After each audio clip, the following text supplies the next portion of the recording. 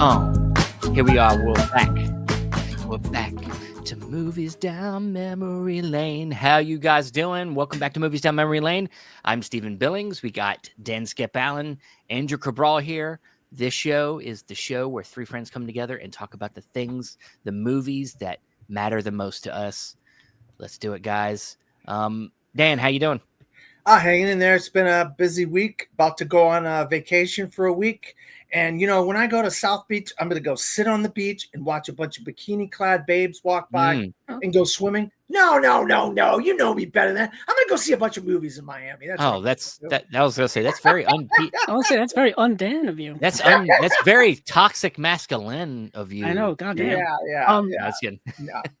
No, hey, I will support Dan on this. Going to the beach and watching babes, there's nothing wrong with that. Sorry. I hope the weather's nice. It's probably better than our weather. Hurricane Melissa down there while I'm down there. I'll say it was in the 30s here last night, so not exactly beach weather, unless you like it cold and you like nobody being there to bother you. Then it's perfect beach weather up here. Well, there's something about you people up there in the north that you like going to the lake when it's cold. You just like going by lakes. People do like to do that because usually lakes are like in the woods and it's secluded and it's nice. Like to do a good fire by the beach. People like that, but here I live, in the ocean state, so people go to the ocean. But obviously during the winter time, the beaches are closed, and you can go there, but there's just not a lot of people, no lifeguards, concessions aren't open, none of that stuff, and it's it's brutally cold. It's near the ocean. The water's already freezing as it is during the summer times, let alone. But we have Movies Down Memory Lane today, and it is Dan's pick. Speaking of cold, this movie starts out in the cold, so that's a nice little connection there. Yes. Dan, what is that pick? What are we watching today? Yeah, we're gonna talk about The Empire Strikes Back, the Evil Empire. Most of us. I don't know what franchise is that part of? We the Evil Empire. We get that with the New York Yankees. They're like the Imperial forces from the Empire. That's how you got that connection between the Yankees and Darth Vader. Oh, I like that shirt. I got my shirt too. Oh, you got your shirt too. Yeah. The only one not wearing Star Wars. Yeah, and it's your pick. Okay. But I figure I'll wear blue. I don't know. Maybe that looks like sure. That really helps. I don't know. What do you want me to say? No, yeah. Empire Strikes Back. I saw this as a 6-year-old, and as you would imagine, as a 6-year-old, this is a very traumatic experience for me. I have my issues with my father and my love-hate relationship with my father, which my father just passed very, very recently. And this movie brings back a lot of memories of my father being not the greatest father in the world. And when I watch this movie, and this is just one aspect of it that it really bothered me. I mean, walking out of this movie as a child, as a 6-year-old, I'm just crying. I'm crying. That can't be. Darth Vader can't be the father of Luke Skywalker. There's no way this could happen to me. The villain is the father of the hero. No, and that really bothered me as a child. It really affected me, and the darkness in this movie, the bad guys win. Oh my God, the bad guys win. Are we living in a society now where maybe the bad guys are winning? How interesting is that compared to The Empire Strikes Back? Think about that one, folks. Wait a second. Was that Yoda you just did? I was like, man, he's getting it all in right here. Yeah, I mean, there's a lot of times movies, the ones that last the longest in our minds, tend to have some way of reflecting on the real world. And so that's why they stand the test of time. But yeah, before we get dig into Dan a little deeper about why he likes Empire Strikes Back so much, I guess me and Andrew will give our little ditties. For me, I love Star Wars. I think a lot of kids always love Star Wars of our age. Even now, I think kids now that they're being introduced to Star Wars love Star Wars. And, can I say one thing real quick, Stephen, before I know I'm interrupting. Stephen and I have had many, not a couple, many conversations about Star Wars since in the time that we have known each other.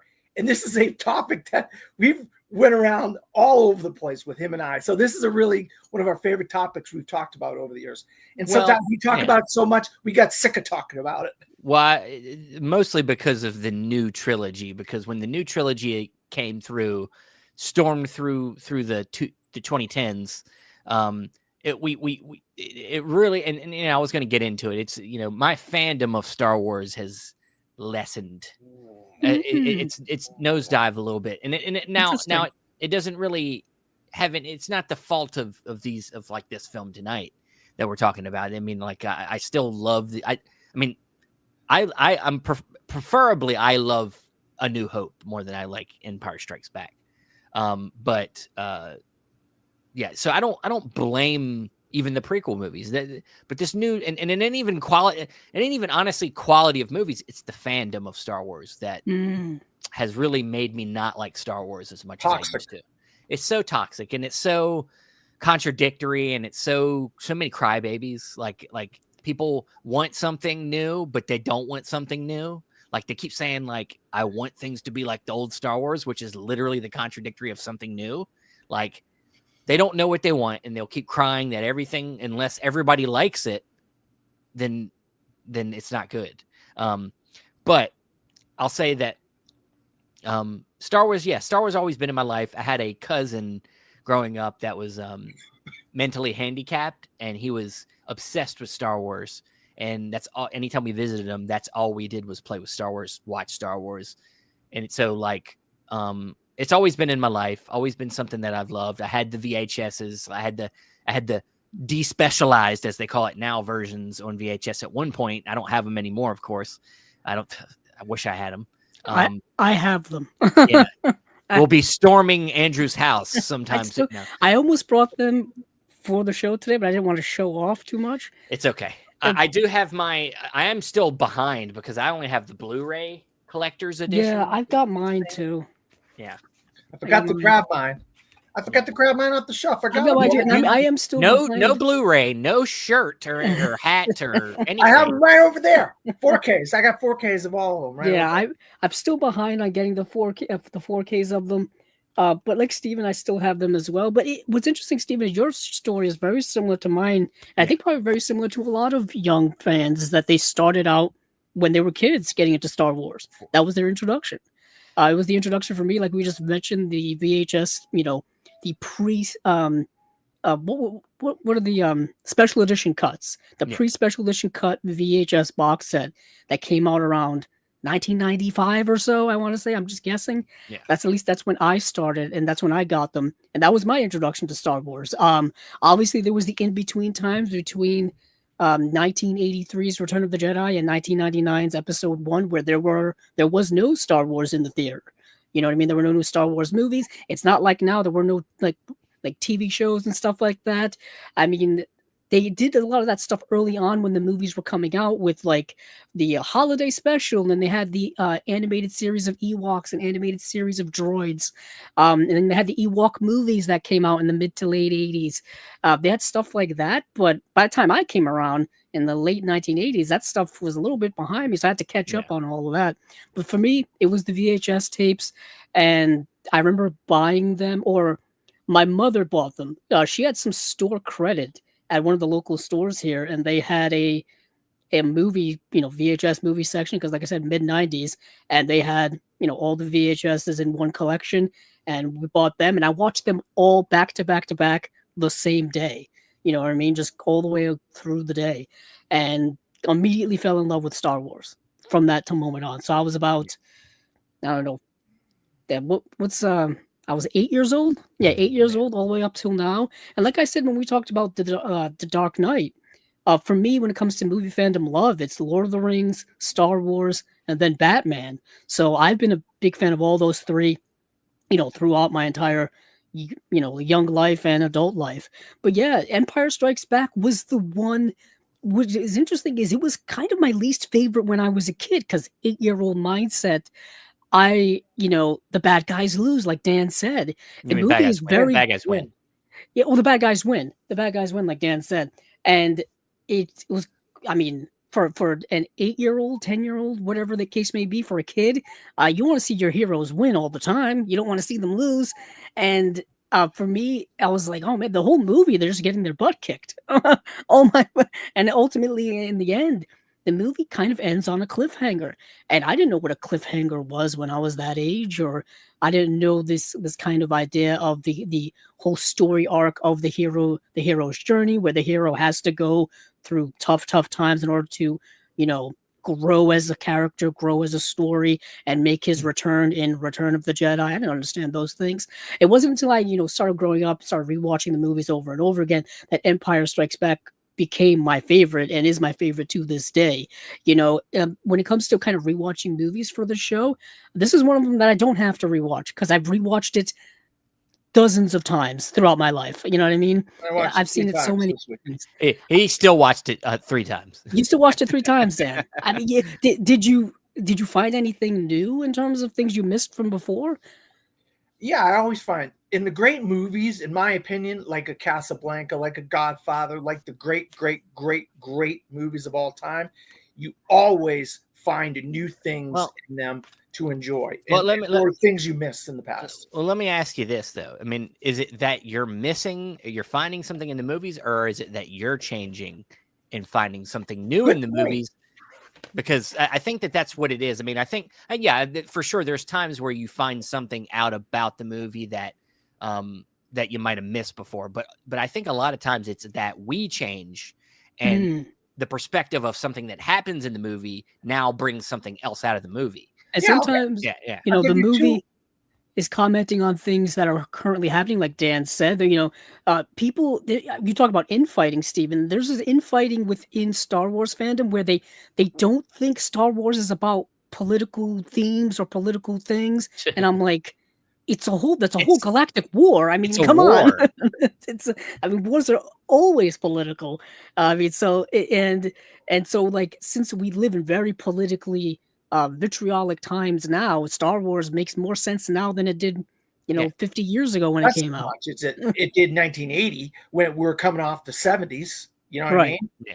Which was a politically charged time. We're living in a politically charged time now, and there's 2 distinct sides. We have the Republic and the Empire back then in Star Wars, and now we have basically Republicans and Democrats, so basically, but no, I'll give you an example. One of the examples where things have changed, I've already said on here, I've had a love-hate relationship with my father. My father just passed. And I found I've had in my lifetime, I have gone around, I've guessed subconsciously looking for a father figure, whether it be a football coach, a basketball coach, or a boss, or a bartender for that matter. And these men have been that father figure to me who has come into my life, who's taught me about life, rights and wrongs, and how to handle money, and a lot of different types of things like that. And the Yoda-Luke relationship, to me, was that mentorship of a father figure in a way, teaching an adult man, which I am, when I started developing the relationship with these people. And I just saw one of the men the other night at a football game. He's a football coach currently, and he gave me $20 because I spent $10 on the ticket. He didn't want me to spend $10 on the ticket. He gave me $20 for gas and the ticket for the movie. And it's just, these men are constantly in my life, and they've always constantly been there for me. Whereas Yoda is that constant for Luke in a way where it's first Obi-Wan, then it's Yoda twice in Empire and in Jedi. But then the more I watch it, the more I see the fact that Luke is trying to accomplish something with his life.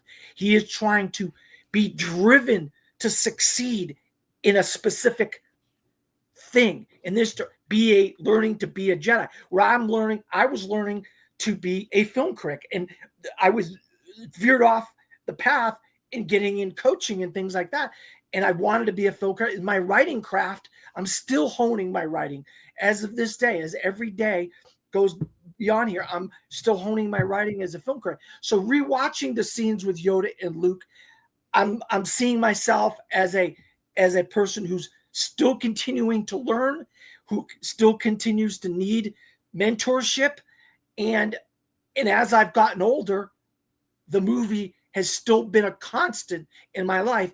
And these kinds of themes have been constant in my life.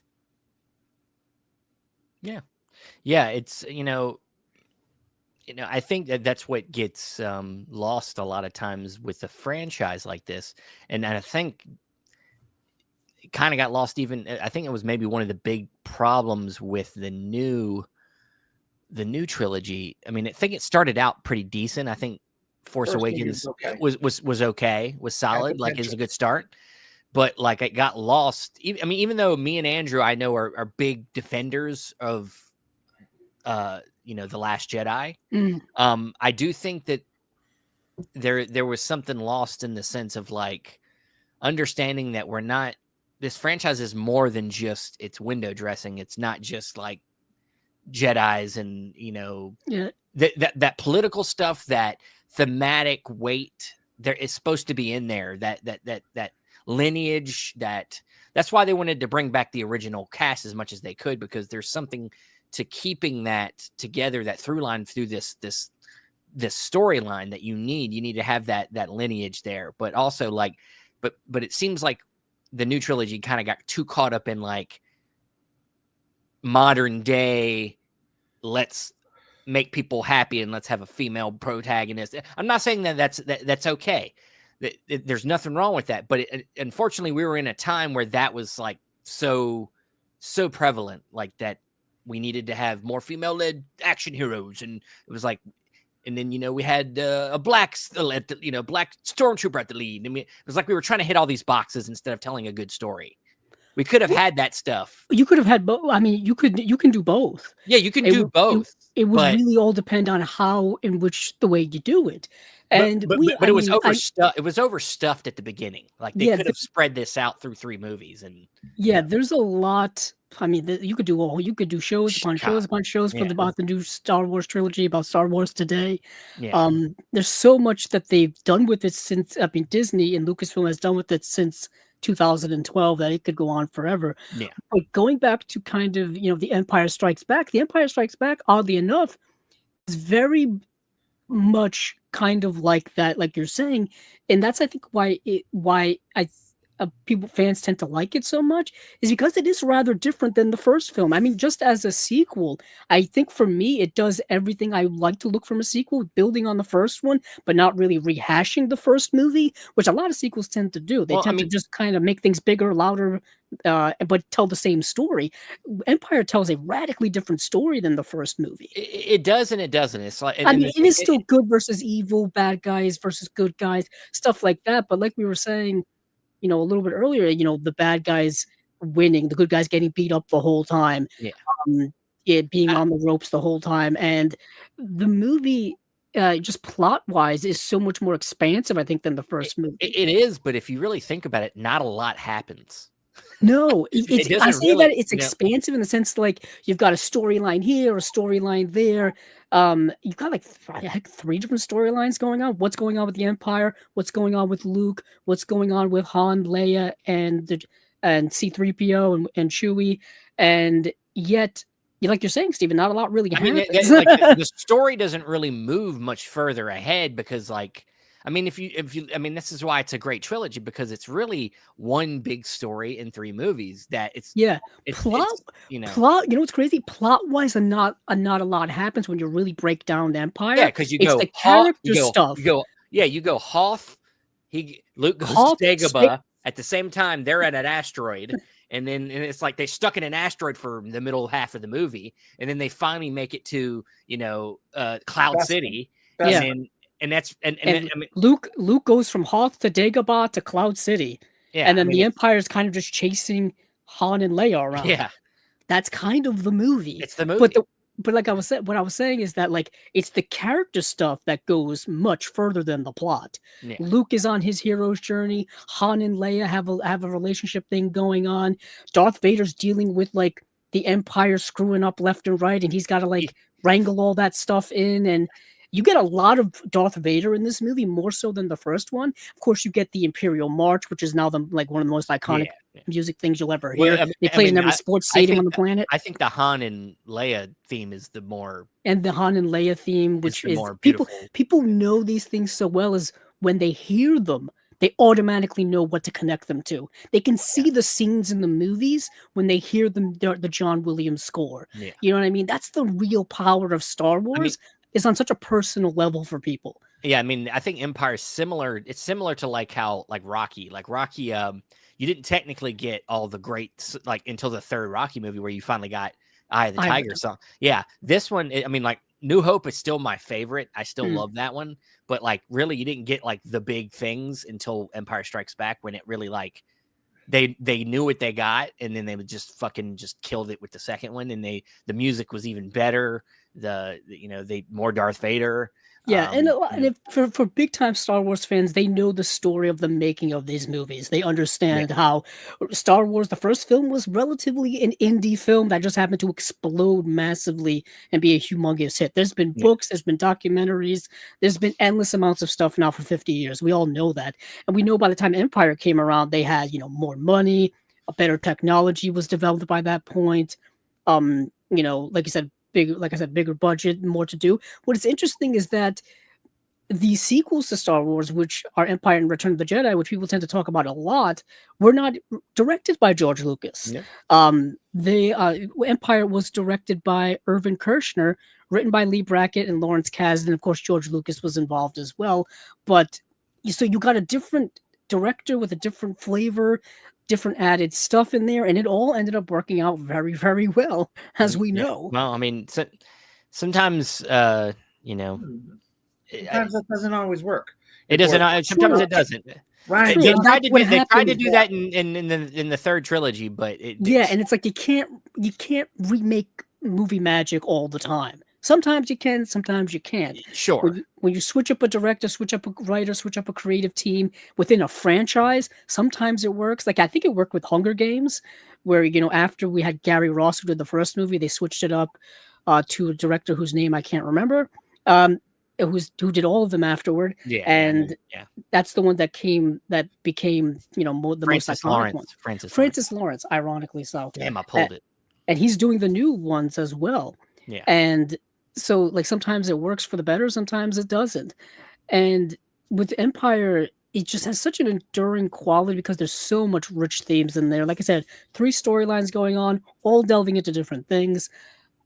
It's really it's kind of, not only is it like something that's embedded in my memory, but just like as a movie, it's so good. Well, I think what's so good about it is it's almost Shakespearean. The whole story, you got a love story, you got a hero's journey, and you got in the middle of it this villain kind of connects all 3 things together, because he affects the love story and he affects Luke's hero journey by blowing it up. He's the reason Luke can feel that his friends are in peril, and that's why he goes to Cloud City, bringing them all back together. It's also that classic writing trope now of where you get the heroes all doing their different stuff, and they all end up coming back together. It happened in Lord of the Rings after Fellowship of the Ring that Tolkien wrote back in the 50s, and it's happened throughout all kinds of books and comic books and movies now, where a bunch of friends go on their own journey and meet up back in the end, and by the time they get back together, they're different than you remember them being, because they've all had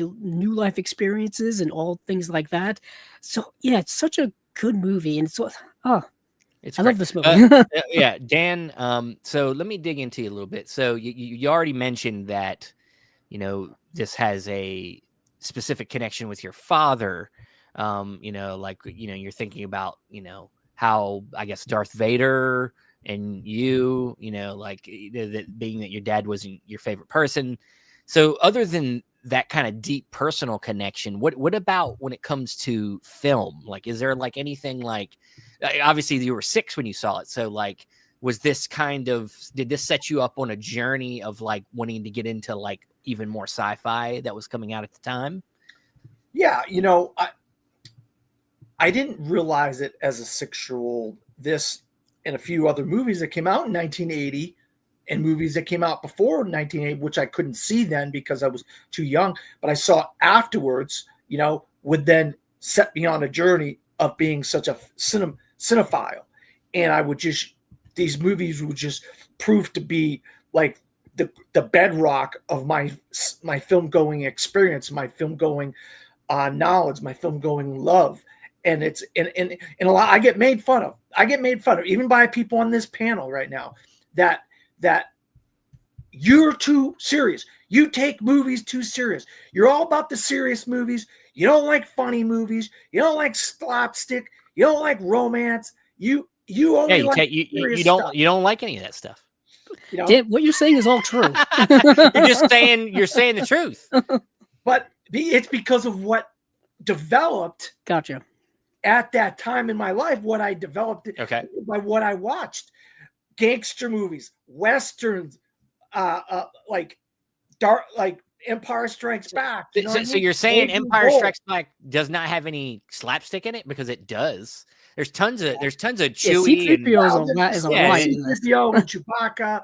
That stuff's funny. I love that stuff. Don't get me wrong. So how about you watch damn, fucking Stuck on You or something? You love that. That's a reference. I have a hard time finding movies funny. I've had a little bit of a tough life, and so it takes a lot for me to laugh, and it takes a lot for me to find something funny, and there was a little bit of slappy stuff going on with Chewie and there's tons of. I mean, even the first movie. Some of the lines by Han Solo are still so iconic to me. I mean, even in this movie, like yeah, I love that. Or Yoda, just even Yoda. Get off! Mine. Yeah. Don't never tell me the odds.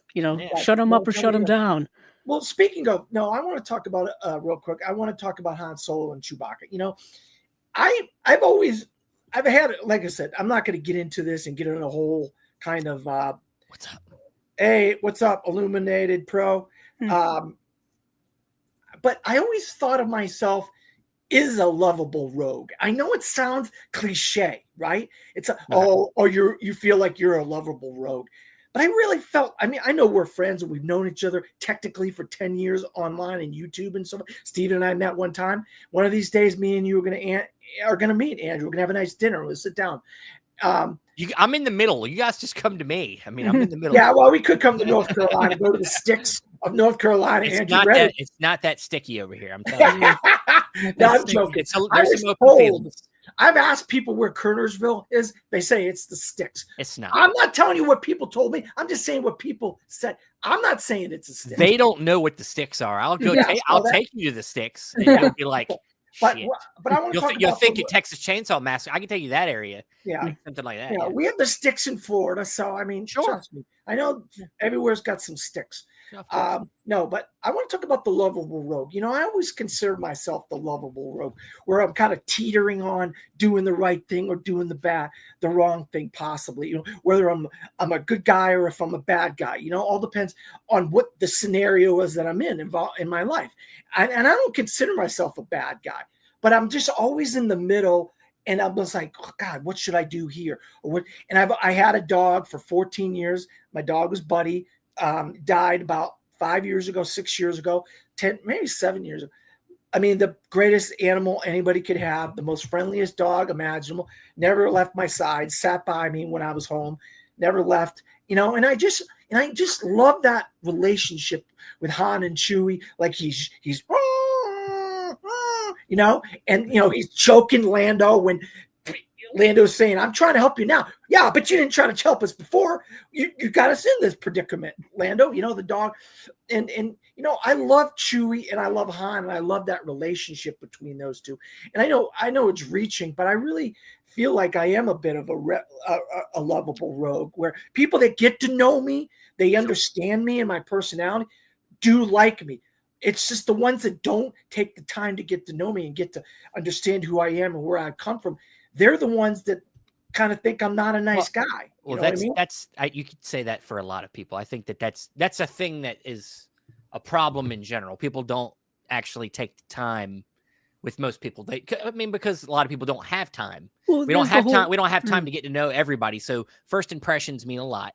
But I was going to say, there's that whole thing where first impressions tend to people make decisions right away. They do. That happens with a lot of people that ain't willing to be your friend. Not everybody's going to want to be your friend. And that's not anything to do with you. That has to do with we only have so much to give, because I only have a certain amount of friends in my circle as well, because like I don't have that much energy to give. I have my family and I have the few friends that I can give the rest of my energy. Yeah, I think you realize that the older you get. The older you get, you realize that you have an internal energy bar as if you're living in a video game. Yeah. And you only have, you got to be able to realize who should get that energy from that energy bar on a daily basis. And that's based, that's based on what you evaluate about your ties to these people. So how they react to issues or things that come up, like them are your real friends.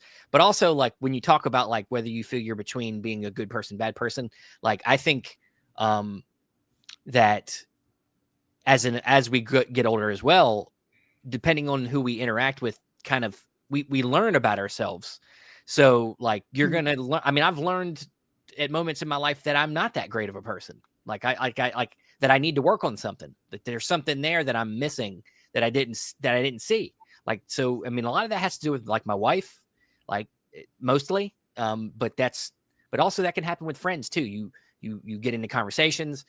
If they're your friends, they're honest with you, and then you've realized something like, shit, I've been doing that and not realizing it, and not realizing it was bad. So that's something that is everybody goes through that, Dan. And it's very interesting that you use the comparison to the Han Solo character, because if anything, he goes from, you know, this roguish guy who doesn't give a damn about anybody but himself and his own endeavors in, you know, A New Hope, until he meets his friends. He meets Luke, Leia, C-3PO, R2-D2. I mean, he reunites with Lando, and he gets involved with this rebellion, something that is larger than himself.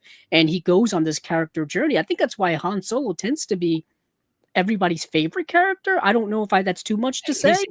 I would say he's one of the more developed characters, because we can get into I want to get into a thing about Luke, because I think Luke is a complicated subject for me.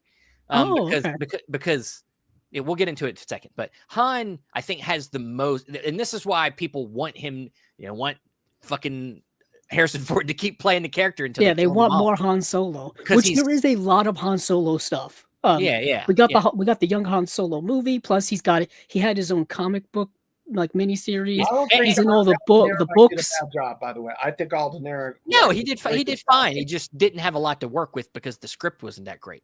But we know the making of that movie was kind of a mess.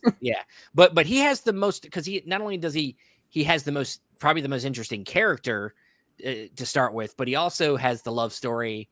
And she's like giving him a hard time, and they're like perfect for each other. Even though it's that classic love hate, well, not love hate, but antagonists to lovers story. Well, I mean, and if anybody's a rogue, honestly, it's Leia, because Leia's supposed to be the princess and the proper, but she's the one that like is breaking out of that mold, really.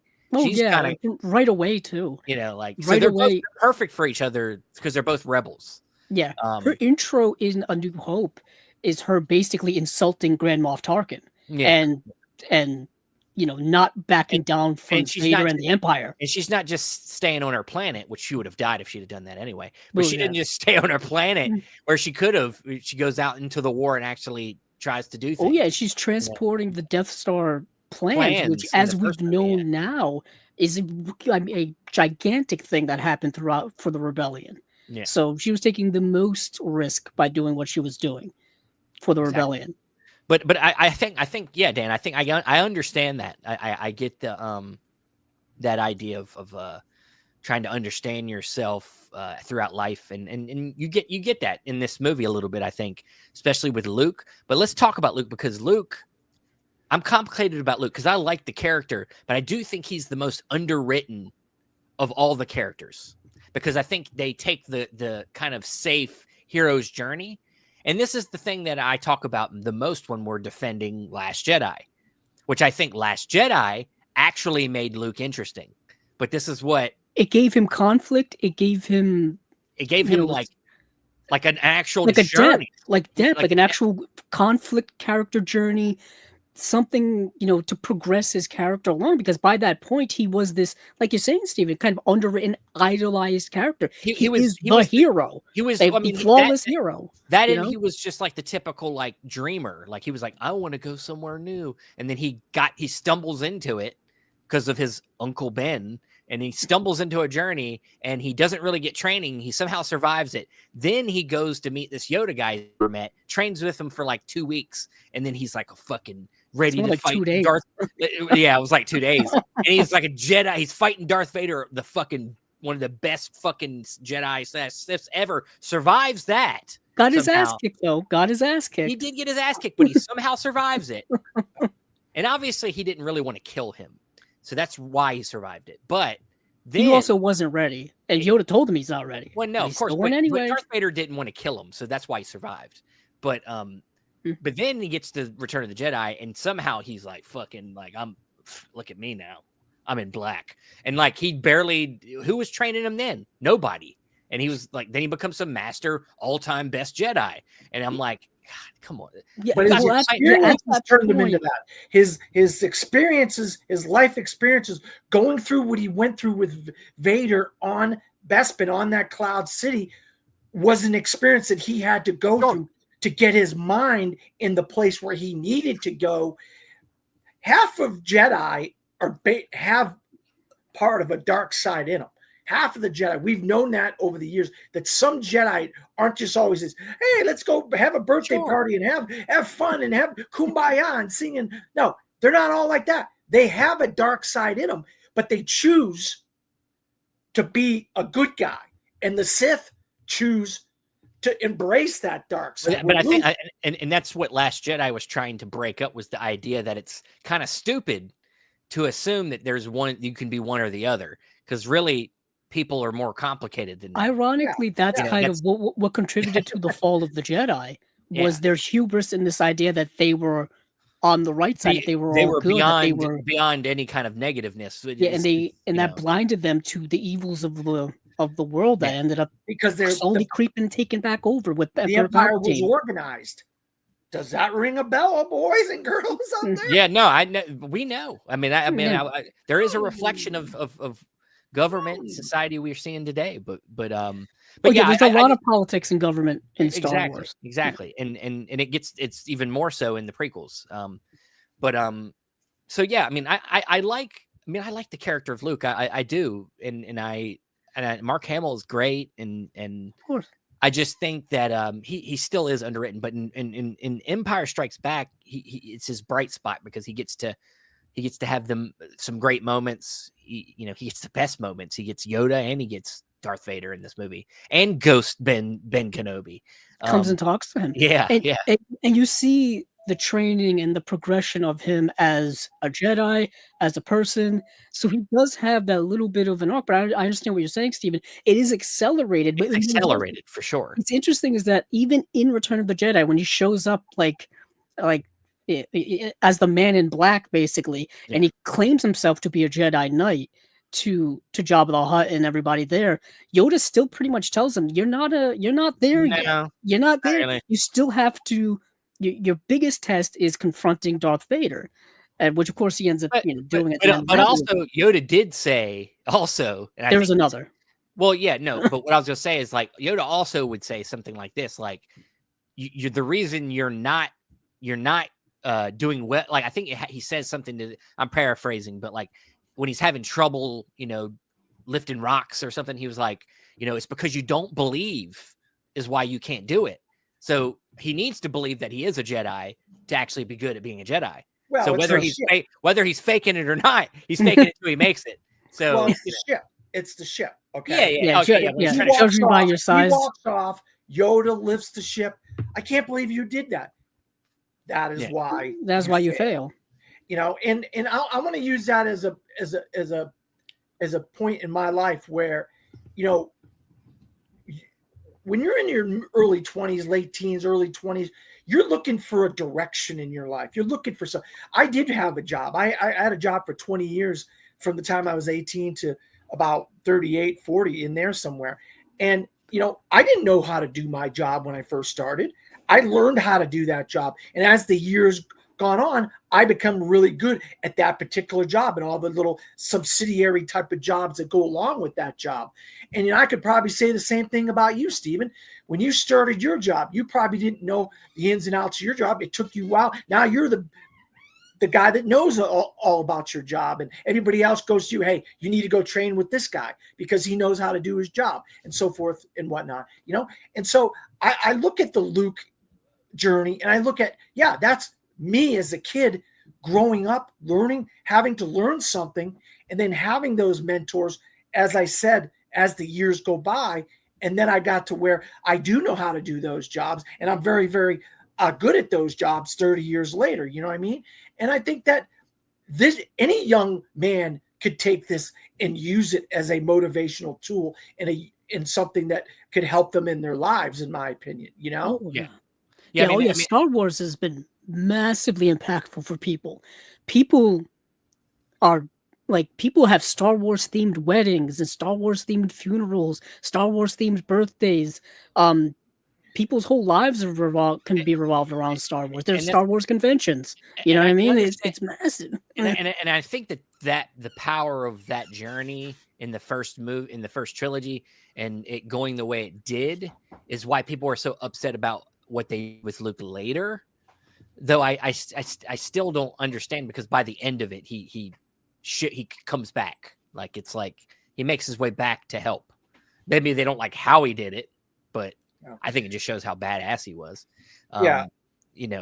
Fucking fighting with a force vision from a planet away. It's cool. Oh, in the new trilogy, yeah. I don't know if we were still talking about Empire. No.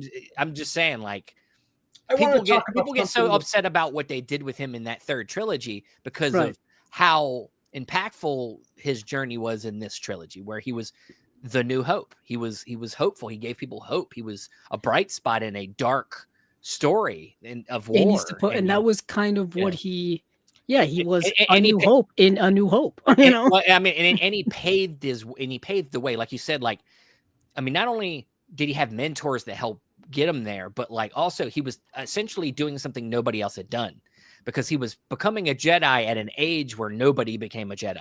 Yeah, like his father was the only one that got into being a Jedi a little bit later, but Luke's like almost 20 years old. Like, he's like, that's way. And Yoda says that. Jedi. He's too old. He's too old. Yeah. And what is interesting, I love how they kind of paid that back, and we saw that.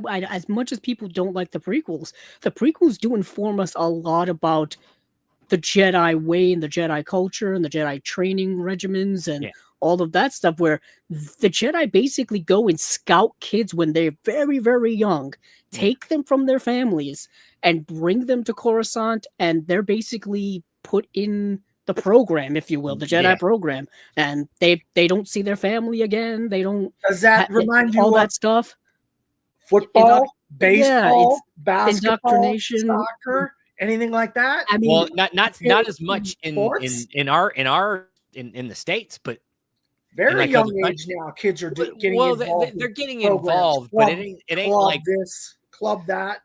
Sure, but I was gonna say they do it overseas, like it's way worse. Like, I mean, if we're talking about like the Dominican Republic and stuff, you go over there, they got like facilities over there where they're like taking kids in like right away. They start them off very, very young. Yeah. Yep. In the training programs and all kinds of stuff for various sports. I mean, I think the more one-to-one comparison, I think, is religion. People kind of view Jedis as religious monks and stuff like that, adhering to a dogma, being very dogmatic in terms of their teaching and their ways, and then ultimately, being too dogmatic to the point that it ended up being one of the causes of their self-destruction. And what is interesting is Luke comments on that in the new trilogy of like, the Jedi dogma wasn't the way to go, and I tried to do that again, and it blew up. It blew up again. You know what I mean? And there's this idea of like you need to question. You need to be able to question things like that. Right. Things are not things. There is no one way. Yeah, just because it's done one way doesn't mean it's the right way. No one path. There's no one path, and so his story even speaks to that. The fact that he was he came into being Jedi so late is Yeah, against the old ways. yeah, It's to connect it back to Empire is that like the Jedi at that point had no choice but to throw the old ways away because they've been hunted down, exterminated, persecuted. I mean, all this kind of stuff. So they have to train Jedi when they can, regardless of age, regardless of setting, regardless of all this kind of stuff. They can't go to a certain planet that has the certain right kyber crystals to make the right lightsabers for them. They Yeah. can't do that stuff anymore. They gotta basically make it up as they go along. And Empire is kind of like that. The movie it's very guerrilla style type of journey that these characters are going on. This desperation that I feel throughout this movie every time I watch it. This desperation for survival, this desperation to learn how to be a Jedi. It's all in this movie. So there's so much going on in it. Before we're getting close to the end, but we got to talk about like what's a favorite moment. What's the favorite moment, Dan? You get the first pick.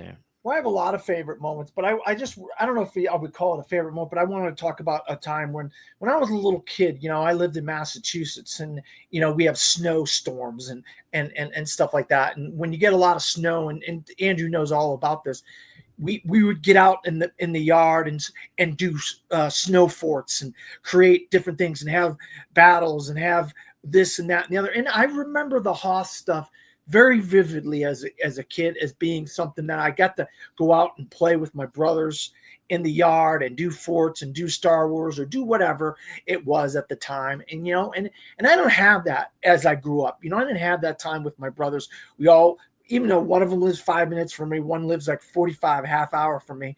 And we don't have that brotherly bond as we had as a kid when we used to go out in the yard and play in the fort, in the snow. We had snow banks and stuff. Yeah, the streets would be all muddy and the snow banks eventually would get all grimy and nasty. But when it's a fresh nor'easter and stuff, we'd have those snow banks. We could do Star Wars and Hoth. We'd be playing Star Wars in the snow banks. And I had those memories as a child.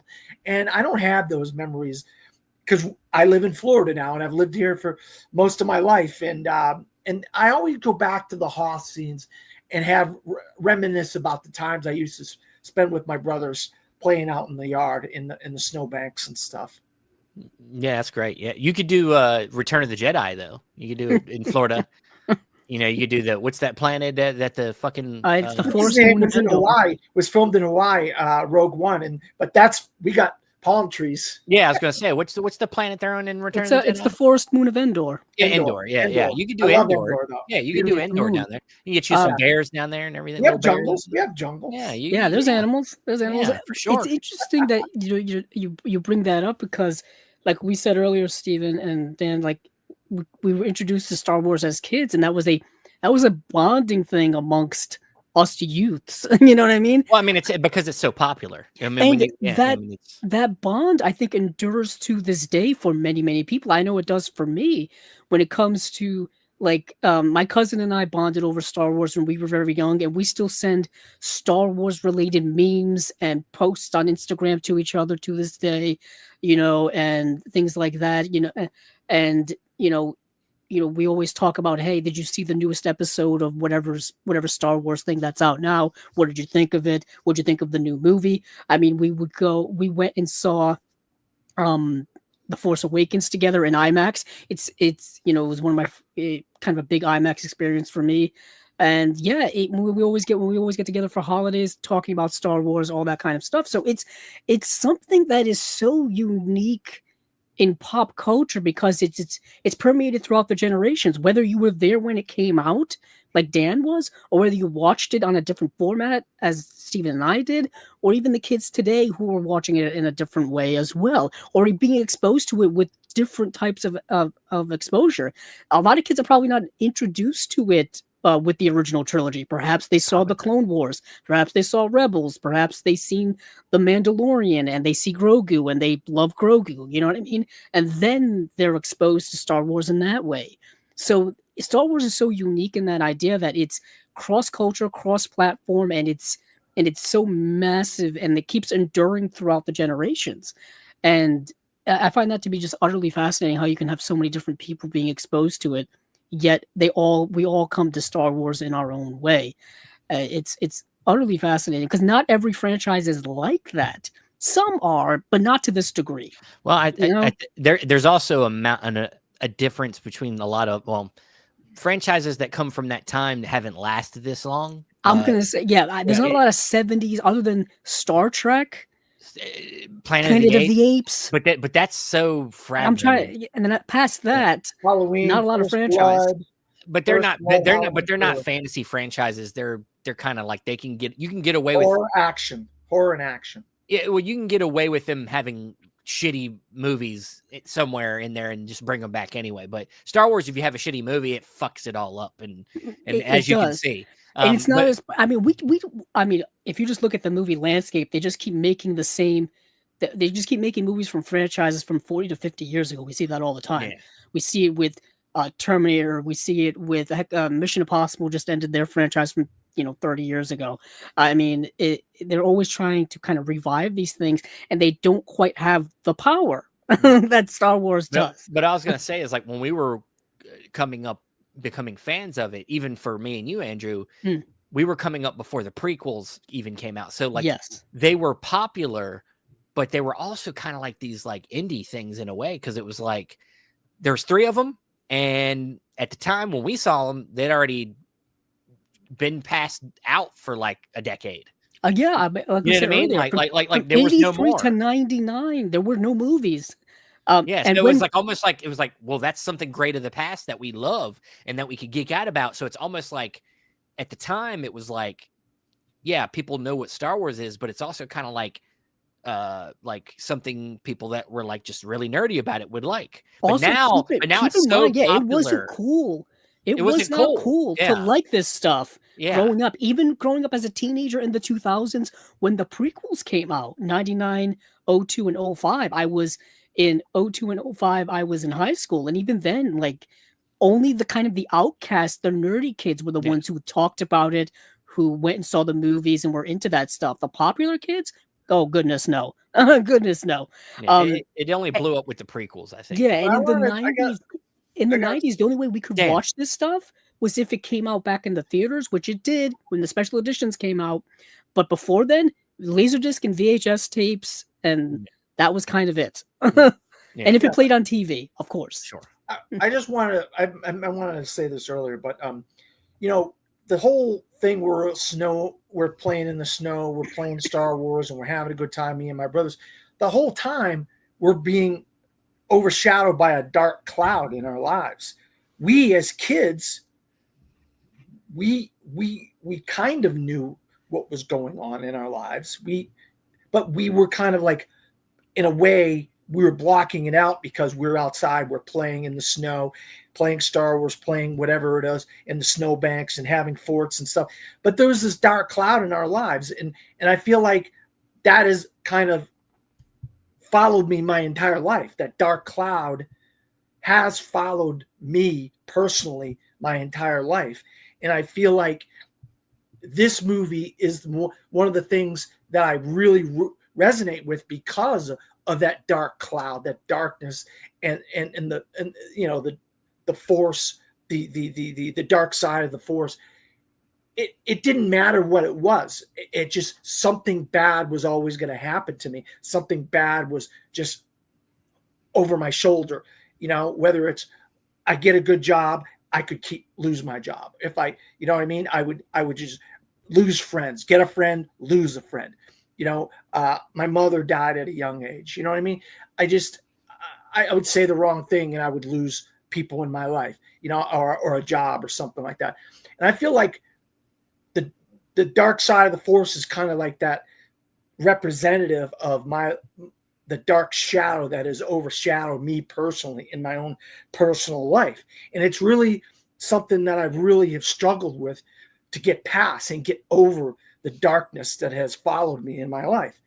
And people like you guys and people that I care about, like you guys, have really helped me try to put the darkness and the dark cloud behind me, but it always creeps up on me from time to time, various scenarios and things that happen in my life. And this film has so many themes about all kinds of different things, but there was so much about it that really resonate with me personally. And I think it's this darkness that is probably the one thing that in my life that I've really affected me in my life. And from the time I was a little kid to the time that I'm now as a full grown adult. Well, I mean, I think the scene that can really represent what you're talking about is the scene where he's on Dagobah, where he goes the cave scene. The cave scene, and he goes. Now, obviously, the most obvious parallel to what he sees is that, well, the guy in the mask is his dad. It's his bloodline, but also with him being inside of it, it's also about the darkness within. Like, he's got this darkness within himself that he has to struggle with to get past, to get what he needs to do to save his friends, to be the person he needs to be. So sometimes you got to, figure out what that darkness is and deal with it. And, part of that darkness was him finding out his father was a psychopathic killer, that, he needed to know that to get past it. Yeah, Dan, I think this has been your most, might be the most, I think, deep down episode of talking about your past in in a movie that we've had so far. I think I think you might have had one or two other ones that were pretty good too. Star Wars tends to bring that out in people. It's that personal connection. There's a passion for what the story does for people, and I think I can tell with you, Dan, that it really hits the feels. So thanks for sharing that with us. Yeah, I'm assuming that on the philometer we were all at the obsessed level. Not quite. I'm not obsessed not with. Quite there? I'm not. See, like, this is what I'm talking about. Like, I like the idea of Star Wars a lot. I'm probably obsessed with it in general, but like, these days I have a hard time being obsessed with any Star Wars movie, let alone my favorite one, which is New Hope. I'm probably more obsessed with that one than I am this one, but like, yeah, I just like it. It's good stuff. Like, I don't think about Star Wars anymore like I used to. I used to be, as Dan said, we used to have long conversations about it. I used to be really in it. Like, I was in it because it was, at the time the new trilogy was coming out too. Like, I was like really like, I was really deep in it at that time. And I've always loved it, but that was at my peak. And then after that trilogy and what's gone on since, like, I've just lost my touch with it because it's not what it used to be. It's not the fault necessarily of the quality of the movies. It's more the toxicness of the conversation around it.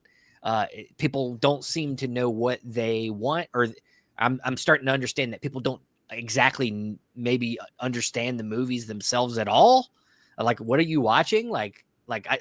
Maybe I'm the crazy one, but I just think that it's become very toxic, and that's what I think has really hurt the franchise in general. Is just people can't have fun with this thing that they said that they loved. They're so precious about it that they've squeezed all the fun out of it. And so, at least for me.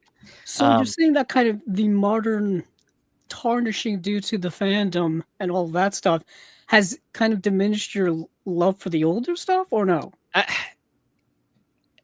It doesn't make me not love the movies, but it's also just made me not have a fervor for it. Like, I don't. Okay. I know that objectively I love Empire Strikes Back a lot. It's a good movie. I don't like it as much as New Hope, but I like it a lot. And but like my, propensity to want to go back and rewatch it. Like, I don't think I've watched it since today. I haven't watched it in 4 or 5 years. Like, it's not one I think about going back. I don't think about going back to any Star Wars movie. Oh. To be honest, really, it's I've lost my igniter for this franchise. So I mean, I'm at good stuff. I'm below obsessed, but I still love these movies, and I love this one. But it's just I'm not obsessed with them anymore. I've lost my obsession for this franchise in general. Gotcha. So, but I would never tell nobody not to watch these movies. They're fun, and they're, as for all of us, it seems they were important in our journey to getting into like that realm of cinema, sci-fi, fantasy, It ignites your imagination. It really does. I think that's the biggest thing, is the imaginativeness of it. Not only our main characters, but all the dressing around it, like all the going into the cantinas and the like, seeing all these characters you've never heard of that they've would then later exploit later in stupid spin-off shows and things. Boba Fett. Yeah, Boba Fett. And just like, I'm surprised they haven't done a fucking show on the band, you know, where they're on tour or something like Thick and Dan in the modal nodes. Yeah. I'm surprised they haven't fucking made that fucking thing yet. But well, that's a great thing about the bounty hunters too. I love the bounty hunters, and you look at those guys that, oh, I want to know more about the bounty hunters, but we really don't get to know about bounty hunters except for Boba Fett. You know, guess where the funnest stuff for that stuff is? Online fan fiction. If you really want to have, just let that stuff be in people's imaginations. Don't go off and make some show. I know they got to make their money, and they think, oh, they're online talking about this shit, we should make something of it. Well, like, that's what keeps this thing alive, is the fans needing something to talk about. But if you make everything and put it all out there, you've lost all that gap of imagination that people can do. I mean, and then that leads you down certain roads and avenues that are just so tedious, and there's no winning any type of whatever, like what's canon versus not canon. Exactly. And what is Legends versus the new canon? Which one do you listen to? Which one do you don't? And it's like, I don't need to go down these roads specifically. The more you explain, the more you have to, more complicated it gets. Like, and remember this week, this week, there was a story that came out, Steven Soderbergh and Adam Driver were going to do a Ben Solo. I did see that. And Disney like, no, why would he be alive? That little story right there sparked so much internet conversation that everything just explodes back up again in terms of the infighting and everybody like saying, oh, it's a good idea. Oh, it's a bad idea. Oh, it's this. Oh, it's that. And I'm like, and then they just start going at each other, and it just it just never ends. It never ends. And that's why people like Steven just get so fed up with it, because it's like, I don't want to do this anymore. You just get so tired of all the arguing, and nobody ends up winning because you're not going to convince one side over the other. We see that all the time on the internet. I would consider myself open-minded, and this is one of them complicated things about myself that I've learned, is that sometimes I can be closed-minded when I don't mean to be. But I would consider myself open-minded. But there's also, when you're having discussions, you do have to take a stand somewhere. Like, you can't not have an opinion, because then there is no discussion. If you don't take a side, there is no discussion. So like when we talk about things like The Last Jedi, me and Andrew are pretty much on the same side of this, that we're for the fact that there was an opportunity to change things up here, just like Empire Strikes Back did. An opportunity to break the monotony of what we have already gotten for a whole franchise. And people just fucking hated it. Well, the large majority of people. I know the guy that played the Stormtrooper. I know a guy that played the Stormtrooper. He had the script, and Rian Johnson threw the script that they were going to make out. Said, nope, this script is too dark. It was going to have a journey between Finn and Poe. Through that, I was like, a journey between Finn and Poe. We obviously don't want to go down the rabbit hole, because this is supposed to be more about Empire Strikes Back than anything. But this ended up being more of a discussion about Star Wars in general. But it's okay. But I just want to me and Andrew would never admit that movie's perfect. Like, we've got our problem with it. But I think what we get defensive about when we talk about it is more the ideas that were in there, that were trying to be cultivated, that people get so upset about, like the things with Luke and the ideas of like that were through that journey there, that just annoy the fuck out of me, because people want so many new things for Star Wars, but then they come back to like, it's not like I need it to be more like the original trilogy. And I'm like, dude, so you just want the same fucking movie again? Like, I know. There's so many avenues I can go. And I'll tell you, I love Rey's story. I just didn't know. But she's the most. But unfortunately, I don't know what they did with Finn. Well, Finn's the worst written character out of all of them. Finn and Poe, they screwed them both up. It's because there's too many characters. They also didn't know what to do with them, and they didn't know, so they ended up kind of really didn't do much with them. And then what's the Maria Tran? Why Kelly Marie Tran? Then her character had there was too many pieces. They should have had Rey. They should have had Finn, and then they could have just had Ben Solo, and that should have been it. Well, Like, I like, mean, I don't want to. We could open this up forever, but they tried to do what they did in Empire, which is let all these characters have their own character journey, let them sure, go off and do their own thing, and therefore let them develop. You know, let them yeah, develop on their own. Then they come back together again, which they did in Last Jedi. If yeah. they come back together on that And salt and planet. I will defend it to the end of the fucking world. The scene on the ship with Ben Solo fighting and Rey fighting, one of the probably the best moment in the whole trilogy is that scene It's where a they cool fight scene. when they fight on that ship. I I mean that also I love the idea that the movie does set up a lot of things, but personally love the idea, and I know a lot of people didn't like it at the time, that Rey didn't have a connection to anybody else that we that's what it was knew of supposed to be. in the lineage of it all. Yeah, yeah, Because the heart of Star Wars, and maybe this is a good place to end it, is that it's a journey that all of us go on, and none of us are special, but we can be Jedi. We can yeah. be more than ourselves. I mean We that's can what he set up. be Yeah, great because of our own abilities within us. We don't need to be related to some type of Jedi lineage, a Skywalker, a thank you, Kenobi, JJ. a Palpatine. We're all, we're all going on our own hero's journey. Exactly. And because we have the ability within us. And that's like the heart of Star Wars. And And the fact that's that Star Wars fans didn't like that blew my mind. and that's and the thing is JJ kind of set that up, and then Ryan Johnson actually took the ball and ran with that, and then JJ came back and said, fuck it," and then he's like, "I need there to be a connection here for the big baddie to be Palpatine." You to didn't come need back that and connection for her God, character he to fucked it be up. great. You Yeah. don't need that connection for the character to be great. You did, you know what I mean? Like, I don't Okay. need to fit All right. things All in a right. box. All Yeah, right. All right. Let's stop me, Steven. Stop me. Let's stop. Reel Empire me in. Strikes Reel Back. me If in. you, for some reason, have never seen any of these movies, please come back and you should watch New Hope first, and then watch Empire Strikes Back, of course. One of the great sequels, probably one of the greatest sequels of all time. Yeah, when For people sure. say, I mean, there's an endless debate about, are there sequels better than the original? People always bring up Empire Strikes Back. They bring Sure. up Godfather Part 2. They bring up Terminator various 2. other movies. Aliens. Aliens. Two. Yeah, for sure. Terminator 2. Yeah. Top 5 right there. Yeah. But yeah, that's it. That's it, guys. You gotta I'm guessing Andrew's more on the obsessed side. I'm Yes, the I'm good obsessed, stuff. clearly. And so yeah, I mean it's we don't have to explain it. But real quick, so that's Dan's pick. So next time it's my pick. And I'm going with a heavy one for me. This one's actually a pretty heavy one for me. And I think maybe we'll all cry on this one. I don't know. But this is actually a later one in my life that hit me in my 20s because I was going through a time that was pretty lonesome. And so this movie kind of hit me. Perks of Being a Wallflower.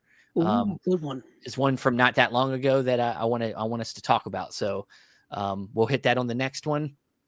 But oh man, as Yoda said, when it comes to your film journey, as Yoda said, don't it's not do not. It's just there's no try, just do or do not. I mean, like, you should go watch movies, go watch Empire Strikes Back.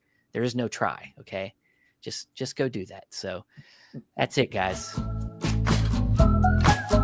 Peace with your friends. Good night.